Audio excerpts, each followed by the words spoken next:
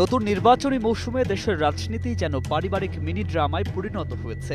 বাবা ছেলে ভাই বোন স্বামী স্ত্রী সবাই একসঙ্গে ভোটের মাঠে। মনে হচ্ছে সংসারের ছোট ছোট প্রতিযোগিতা এবার ভোটের মাঠে স্থান পেয়েছে। যেই জিতুক ট্রফি কিন্তু ঘরেই থাকবে, কিন্তু নির্বাচনের আগে প্রতিদ্বন্দ্বীরা একে অপরকে দেখছে নতুন দৃষ্টিতে। কে কাকে ছাড়িয়ে যেতে পারে তা নিয়ে নিজেদের মধ্যে চলছে নানা রকম হিসাব নিকাশ। নোয়াখালী ৬ আসনে এনসিপির হান্নান মাসুদের বিপরীতে দাঁড়িয়েছেন তার বাবা আমিরুল ইসলাম। ছেলে বলছেন, বাবা প্রাথমিকভাবে দাবি প্রার্থী, কিন্তু ভোটারদের দৃষ্টি আছে অন্য জায়গায়। বাবা ছেলের এই লড়াই যেন সংসারের ছোট প্রতিযোগিতার এক নতুন রূপ। কে সবার আগে খাওয়া শেষ করবে, বাবা ছেলের এই মধুর প্রতিযোগিতা এবার রূপান্তরিত হয়েছে ভোটের মাঠে। আর সেই লড়াই এবার লড়বেন হান্নান মাসুদ ও তার বাবা।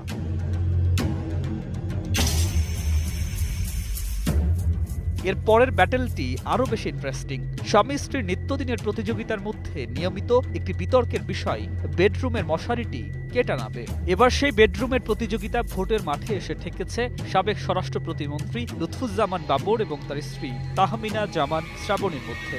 নেত্রকোনা ৪ আসনে লড়াই করছেন তারা। তবে এখানেও ভোটারদের একটি বড় প্রশ্ন, ভোটের লড়াইয়ে যেই জিতুক ট্রফির মালিকানা কার অধীনে যাবে। এ বন্ধন তো প্যার কা বন্ধন হে, জন্ম কা সঙ্গম হে। বলিউডের এই কালজয়ী গানটি যেন বাগেরহাটের দুই ভাই, বড় ভাই MAH সেলিম এবং তার ছোট ভাই MA সালামের জন্য আবারও জীবন্ত হয়ে উঠেছে।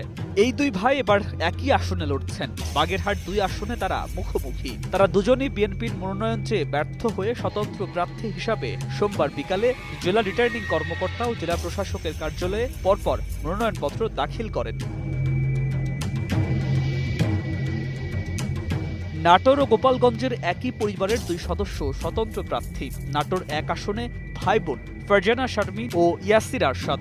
নাটোর 2 আসনে স্বামী স্ত্রী দুলু ও সাবিনা ইয়াসমিন। আর গোপালগঞ্জ 3 আসনে স্বামী স্ত্রী SM জিলানি ও রওশন আরা। প্রতিটি পরিবারের সদস্য ভোটের মাঠে সাংসারিক জীবনের প্রতিদ্বন্দ্বিতা এবং রাজনৈতিক দায়বদ্ধতার সংমিশ্রণ দেখাচ্ছেন।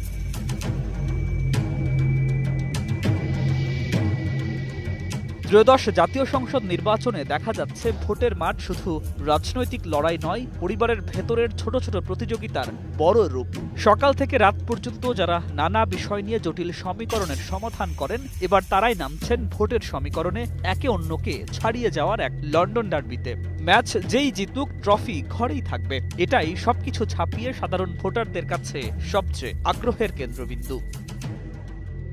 News desk, 21 television.